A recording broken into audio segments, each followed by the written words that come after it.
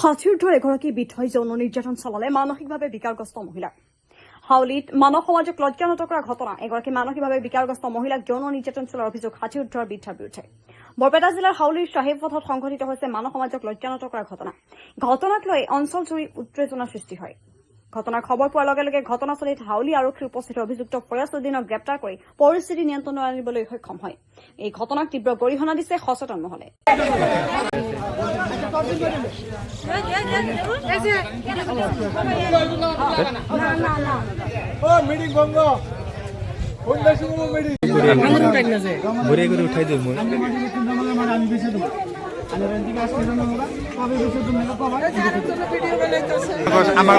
আমার সাংবাদিক